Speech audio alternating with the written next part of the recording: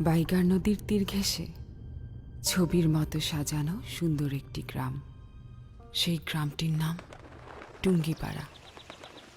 বাইগার নদী এঁকে বেঁকে গিয়ে মিশেছে মধুমতি নদীতে।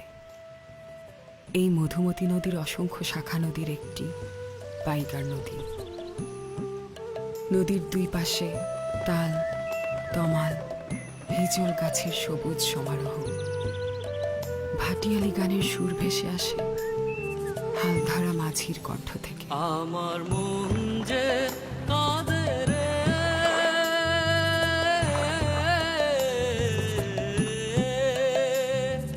কাঁদে রে,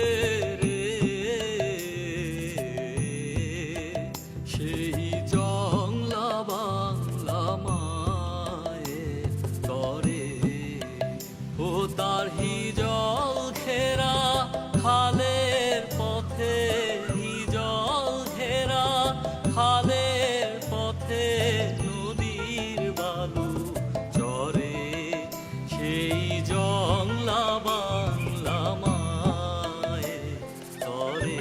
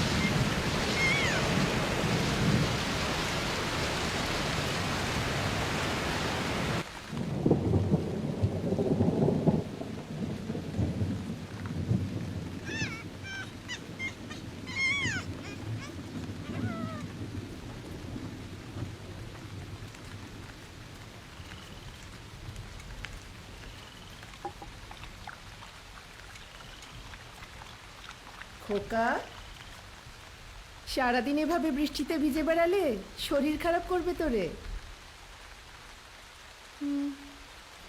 এটা কোথায় পেলি? দালানের পাশে ঝোপের নিচে পড়েছিল, তাই তুলে নিয়ে এলাম। সারাদিন এসব বনে বাজারে ঘুরে বেড়ালো আর বৃষ্টিতে ভেজা।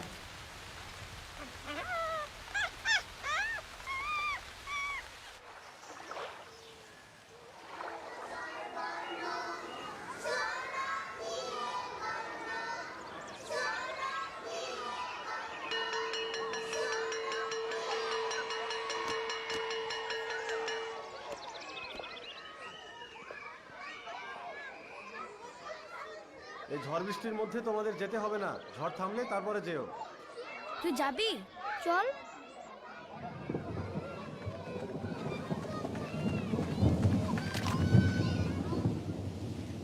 একটু পরে মনে হচ্ছে ঝুম বৃষ্টি শুরু হবে।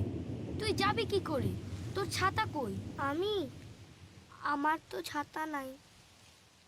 ও আচ্ছা, এটা একটু ধর।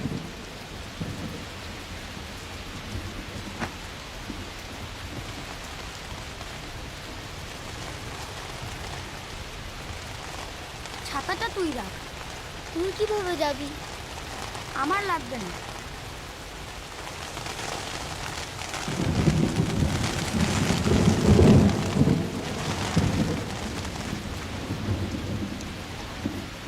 এই, তোমাকে এই ঝড়ের মধ্যে বাড়ি যেতে হবে না। আমি বাড়ি যাব। এরকম ঝড়ের মধ্যে আমি আগেও বাড়ি গিয়েছি, কিছুই হবে না।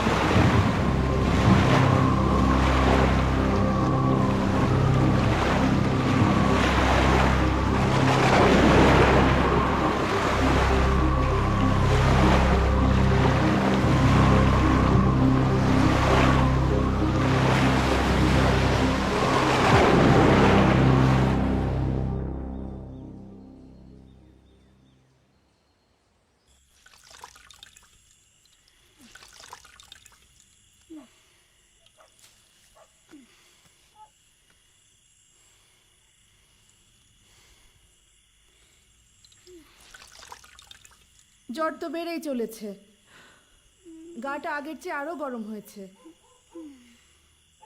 আরেকবার কি ডাক্তারকে ডাকবেন?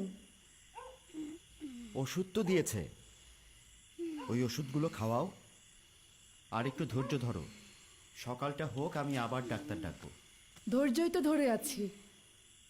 এই যে এতটুকু একটা বাচ্চা প্রত্যেক দিন এই নদীটা একা একা পার হয়ে স্কুলে যাচ্ছে।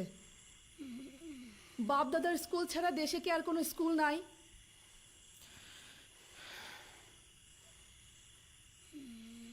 ঠিক আছে, ওর আর স্কুলে যাওয়ার দরকার নেই। স্কুলে যাওয়ার দরকার নেই? না, ও সুস্থ হোক। সুস্থ হলে ওকে মিশন স্কুলে ভর্তি করে দেব। ও আমার সাথে গোপালগঞ্জেই থাকবে।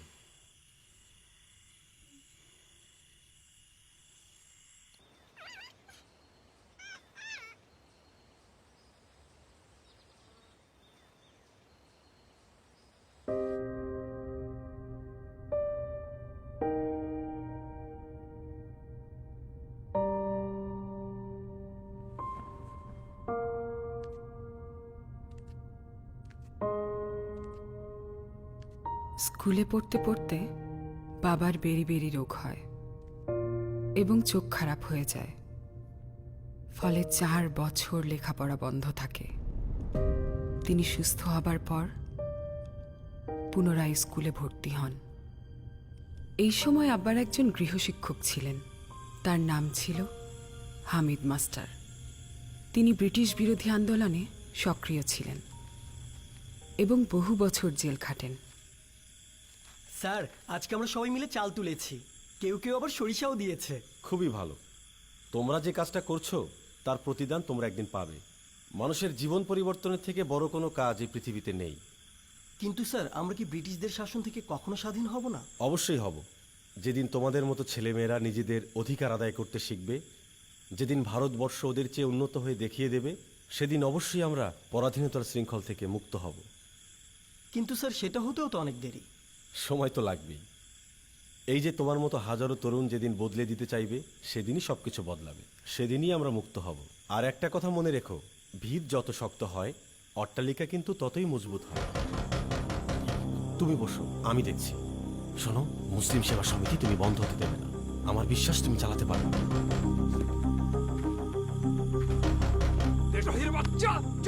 হাত সরান, আমি এমনিতেই যাচ্ছি। এটা আমার দেশ, স্বাধীনতা চাওয়ার অধিকার আমার আছে। দেশদ্রোহী যদি কেউ হয়ে থাকে সেটা তোমরা। চুপ কর, চল আমাদের সাথে। চল চল।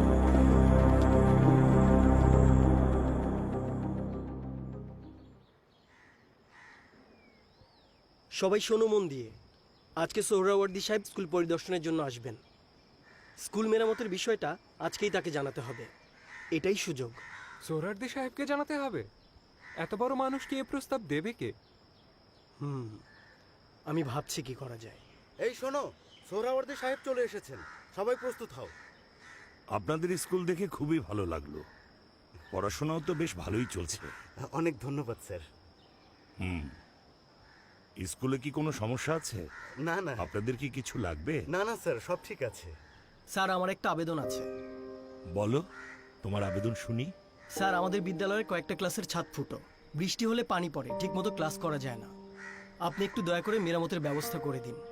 আচ্ছা আচ্ছা, তোমার এটা তো আসলে আবেদন না, এটা ন্যায্য দাবি।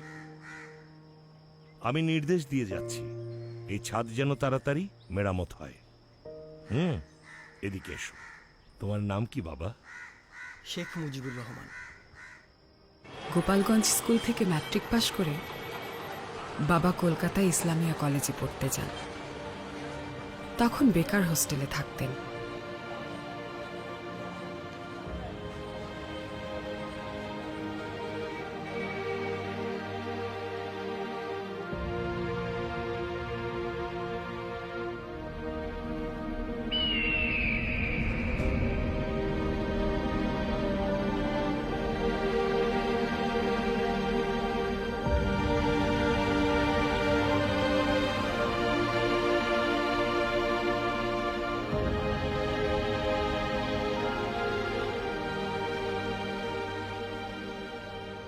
দুর্ভিক্ষ তো মহামারী আকার ধারণ করেছে, যার জন্য দ্রব্যমূল্য আকাশচুম্বী হয়ে যাচ্ছে।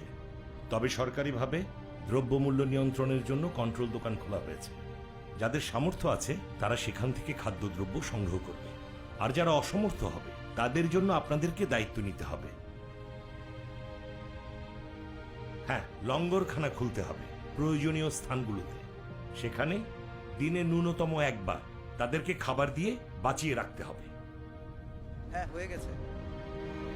নে ধর, ধর, ধর।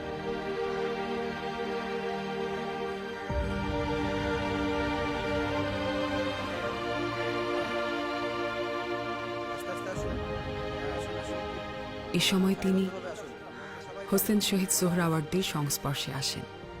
হলওয়েল মনুমেন্ট আন্দোলনে জড়িয়ে পড়েন সক্রিয়ভাবে। সে সময় তার রাজনীতিতে সক্রিয় অংশগ্রহণ শুরু। পাকিস্তান সৃষ্টির পর 1948 সালে আব্বা ঢাকা বিশ্ববিদ্যালয়ে আইন বিভাগে ভর্তি হন। সরওয়ার্দী সাহেবের মতো মানুষকেও নাজিমুদ্দিন ছাড়লো না, অথচ সরওয়ার্দী সাহেব না থাকলে নাজিমুদ্দিনের অস্তিত্বই থাকতো না।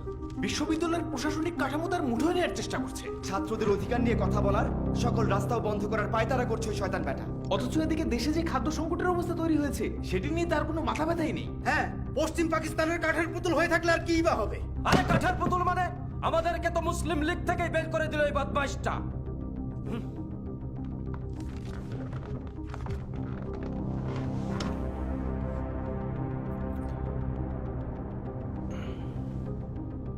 এত উত্তেজিত হওয়ার কিছু নেই। রাজনীতিতে এমন সংকট মোকাবেলা করতে হলে মাথা ঠান্ডা রেখে কাজ করতে হবে। আরে জনগণের জন্যই তো রাজনৈতিক দল। আর সে দল যদি প্রতিশ্রুতি পূরণে ব্যর্থ হয় তবে জনগণই তাদেরকে আস্থা করে ছুঁড়ে ফেলে দেবে। দরকার পড়লে জনগণের সমর্থনেই নতুন রাজনৈতিক দলের সৃষ্টি হবে। এই দেখো, বদমাশগুলো বলছে রাষ্ট্রভাষা নাকি উর্দু হবে। কি বলো? হ্যাঁ,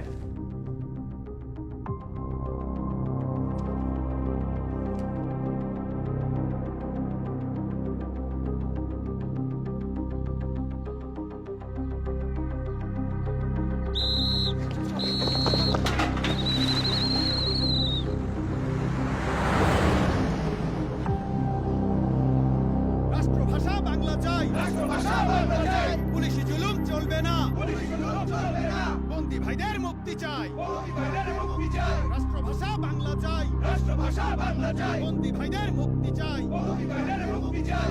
রাষ্ট্রভাষা বাংলা চাই, রাষ্ট্রভাষা বাংলা চাই। পুলিশি জুলুম চলবে না, পুলিশি জুলুম চলবে না। রাষ্ট্রভাষা বাংলা চাই, রাষ্ট্রভাষা বাংলা চাই। পুলিশি জুলুম চলবে না।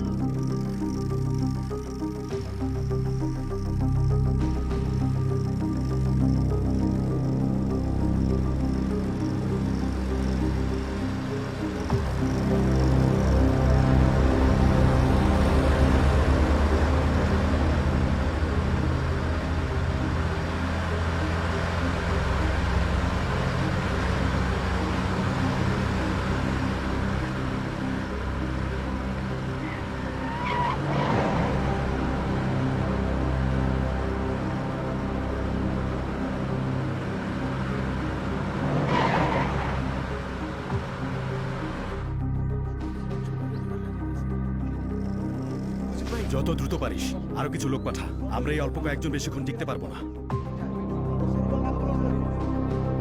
এই তোরা আয় আমার সাথে।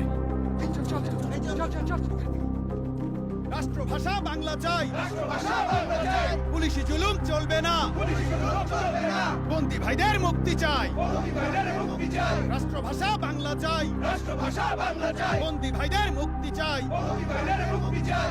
রাষ্ট্রভাষা বাংলা চাই, রাষ্ট্রভাষা বাংলা চাই। পুলিশি জুলুম চলবে না, পুলিশি জুলুম চলবে না। রাষ্ট্রভাষা বাংলা চাই, রাষ্ট্রভাষা বাংলা চাই। পুলিশি জুলুম চলবে না, পুলিশি জুলুম চলবে না। রাষ্ট্রভাষা বাংলা চাই, রাষ্ট্রভাষা বাংলা চাই। পুলিশি জুলুম চলবে না, পুলিশি জুলুম চলবে না। বন্দী ভাইদের মুক্তি চাই, বন্দী ভাইদের মুক্তি চাই। রাষ্ট্রভাষা বাংলা চাই, রাষ্ট্রভাষা বাংলা চাই। পুলিশি জুলুম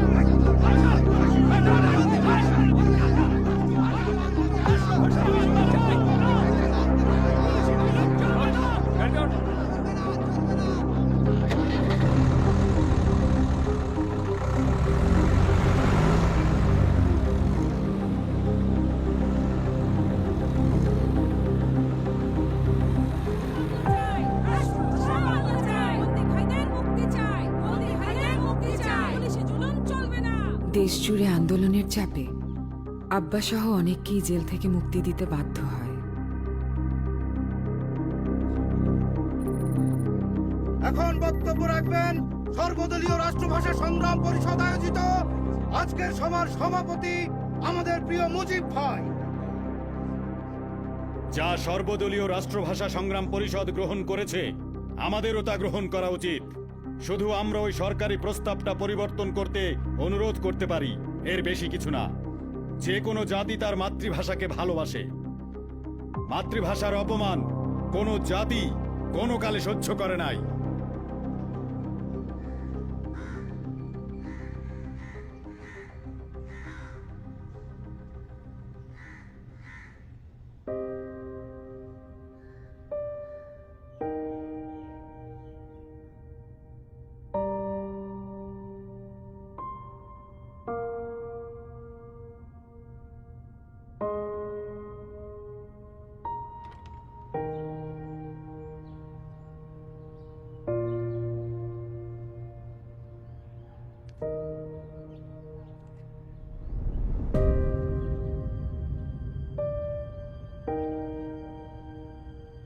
পাকিস্তানের সংবিধান রচনা করার সময় উর্দুকে রাষ্ট্রভাষা হিসেবে ঘোষণা করেন Muhammad Ali Jinnah.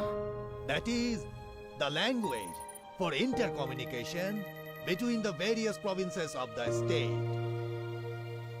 And that language should be Urdu and cannot be any other. The state language therefore must obviously be Urdu.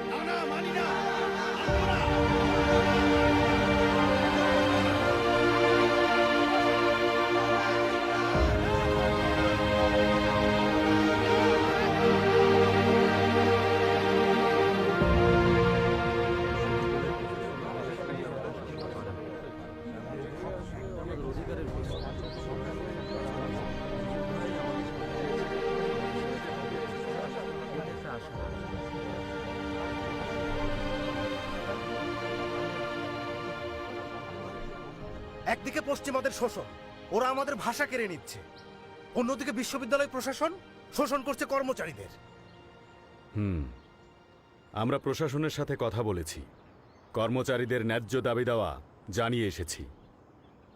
এবারও না মানলে আন্দোলন আরও কঠোর হবে। আমাদের আরো সোচ্চার হতে হবে।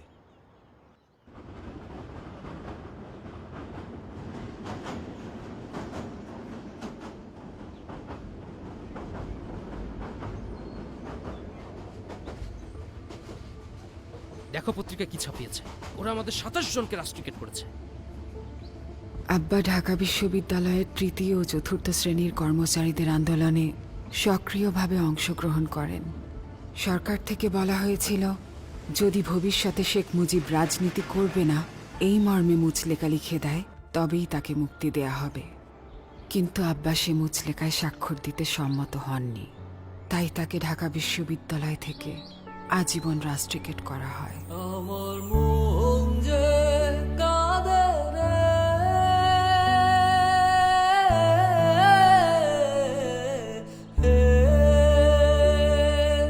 কাঁদে রে, সেই জংলা বাংলা মায় তরে ও তার জল ঘেরা খালের পথে, জল ঘেরা খালের পথে নদীর বালু চরে, সেই জংলা বাংলা মা। ঢাকায় পড়তে না চাও বিলেত যাও, সেখান থেকে বার অ্যাট ল ডিগ্রিটা নিয়ে এসো। দরকার হলে আমি আমার জমি জমা বিক্রি করে তোমাকে টাকা দেব। এখন বিলেত গিয়ে কি করব? তাছাড়া অর্থ উপার্জন করাও আমার পক্ষে সম্ভব না। যে পাকিস্তানের স্বপ্ন দেখেছিলাম সেটা তো আর হলো না। স্বাধীন হবার পর দেখি তার উল্টো হয়েছে। ওরা বিনা বিচারে রাজনৈতিক কর্মীদের জেলে বন্দি করে রেখেছে। কলকারখানা সহ যা কিছু আছে ওরা সব কিছু করেছে পশ্চিম পাকিস্তানে। এমনকি রাজধানী সহ যা কিছু আছে সব কিছুই হবে পশ্চিম পাকিস্তানে। পূর্ব বাংলার কি কিছুই থাকবে না, শুধুমাত্র শোষিত হওয়া ছাড়া? আমাদের জন্য তোমার কিছু ভাবতে হবে না। তুমি বিবাহ করেছো, তোমার একটা মেয়ে আছে, আর একটা সন্তান আসছে, তার জন্য তো তোমার কিছু ভাবতে হবে। আপনি তো আমাদের জন্য জমি জমা যথেষ্ট পরিমাণে করেছেন। যদি কিছু করতে না পারি তবে বাড়ি চলে আসব। অন্যায়কে তো আর এভাবে প্রশ্রয় দেওয়া যায় না। আর দেশের এই অবস্থায় আমি নিজের কথা কিভাবে চিন্তা করি? আচ্ছা বাবা, তুমি যে দেশে আছো, দেশে থেকেও তো তুমি নিজের বাড়িতে আসছো না। রেনুর কথাও তো তোমার একবার ভাবা উচিত, তাই না? মেয়েটা একা একা থাকে, কত কষ্ট করে।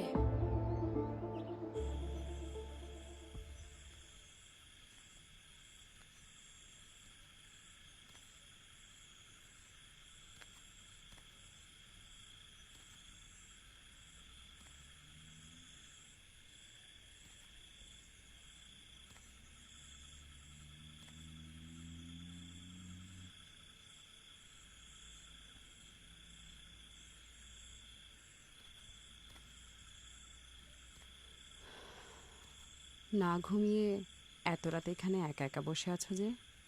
আমাকে ডাকলেও তো পারতে। তুমি ঘুমাচ্ছিলে, তাই আর তোমাকে ডাকিনি। তুমি আবার এই অবস্থায় উঠে এলে কেন? পাশ ফিরে দেখি তুমি নেই, দরজাটাও খোলা। ঘুম আসছিল না, তাই এখানে এসে একটু বসলাম। সবসময় তো আর আসতে চাইলেও পারি না। এভাবে পালিয়ে আর কতদিন? পালাতে তো আর চাই না। আমার জন্য তোমাদের অনেক কষ্ট হচ্ছে। না, অন্তত এই সময়টায় যদি পাশে থাকতে ভালো লাগতো।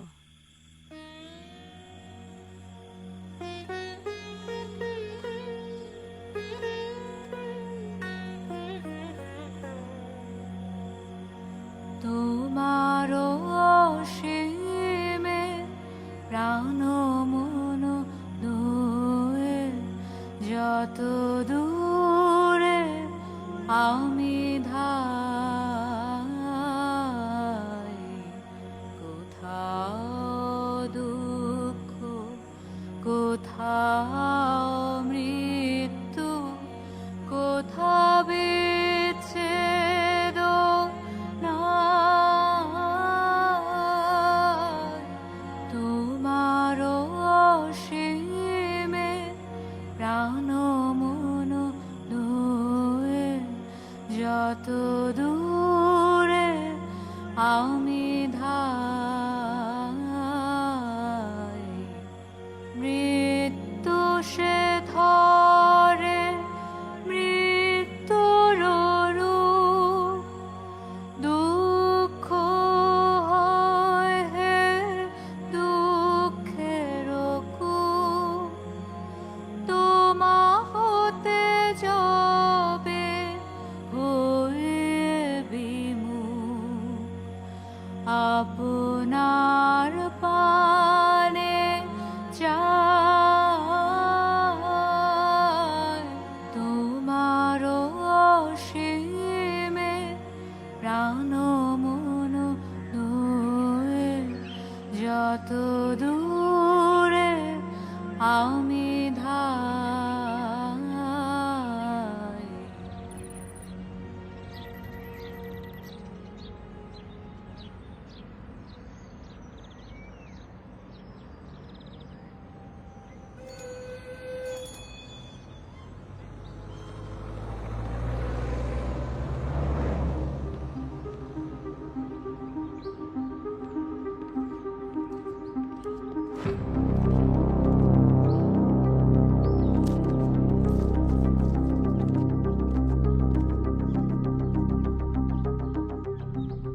গোয়েন্দারা আমার পিছু লেগেছে।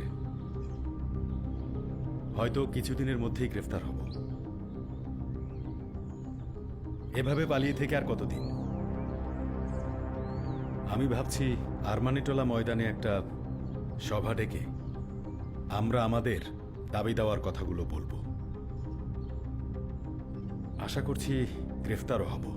এবার গ্রেপ্তার করলে কিন্তু তোমাকে আর সহজে ছাড়বে না। জেলের ভয় আমি পাই না, আমাকে ভয় দেখিয়ে লাভ নেই। কোনো কিছু অর্জন করতে হলে কিছু তো ত্যাগ করতে হবেই। যা হবার তাই হবে। আর আমি না থাকলেও এদেশের মানুষ তো আছে, তারাই কিছু একটা করবে। এদিকের বিষয়টা আমি দেখছি, তুমি সাবধানে থেকো।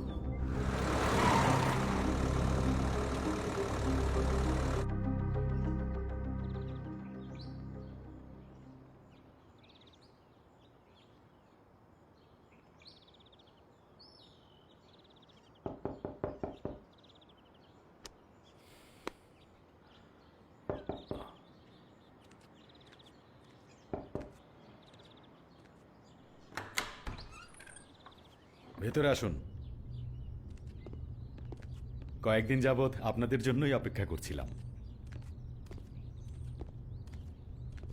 বসুন। এখন কটা বাজে? বেলা 2টো। কিছু খেয়ে নেওয়া দরকার। খাবার আনতে পাঠিয়েছি। আগে কিছু খাই, তারপর না হয় যাওয়া যাবে।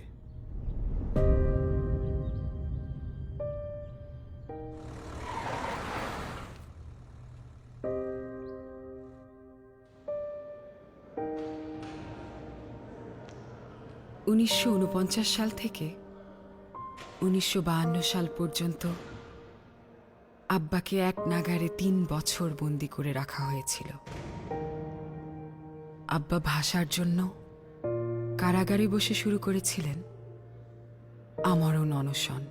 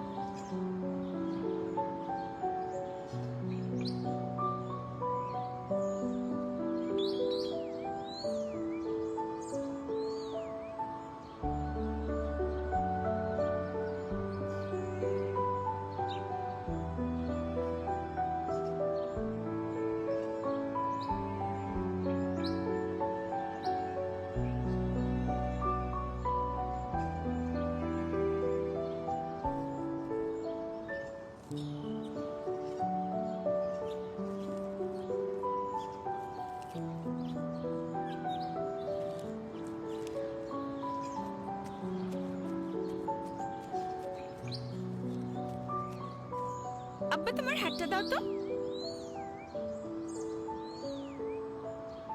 এগুলো কোথায় পেয়েছো? ওই যে ওদিক থেকে এনেছি। এসো, কোলে বসো। কামাল ওখানে কি করে? ওর তো সারাদিন ফড়িং ধরার নেশা। আমি ওকে ডেকে নিয়ে আসি। আচ্ছা, যাও।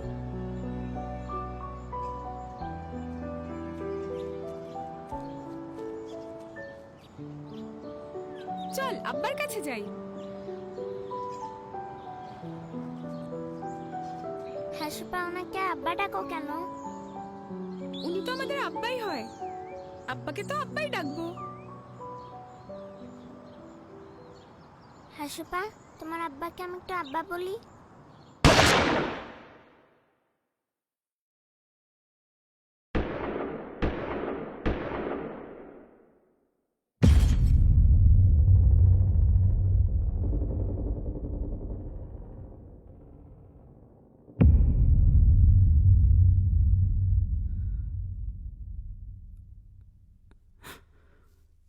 যেদিন কামাল আব্বাকে আব্বা ডাকার অনুমতি চেয়েছিল, সেদিন আমি সঙ্গে সঙ্গে ওকে আব্বার কাছে নিয়ে যাই। আব্বা ওকে কোলে তুলে নিয়ে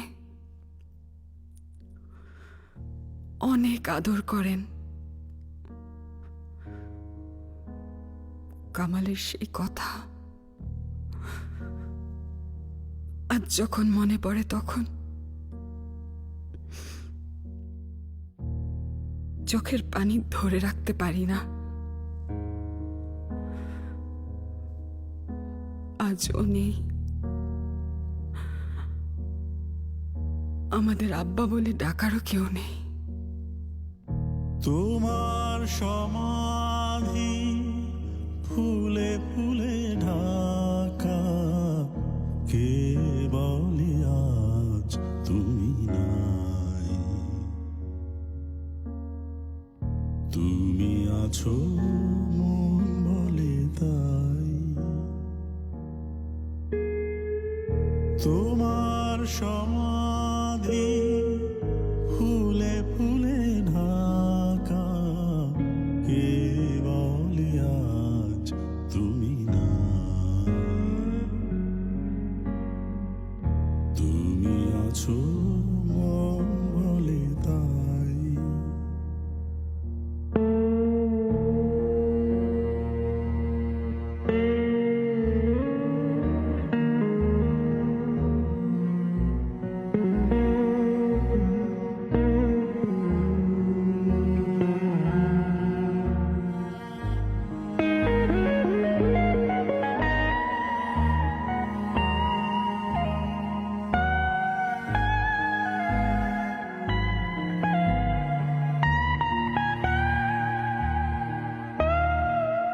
তোমারই অমর নাম জয় গৌরবে, স্মরণে যে চিরদিন জানিলে খারাবে, মরণে হারায় তোমারে খুঁজে পাই, তুমি আছো মন বলে তাই।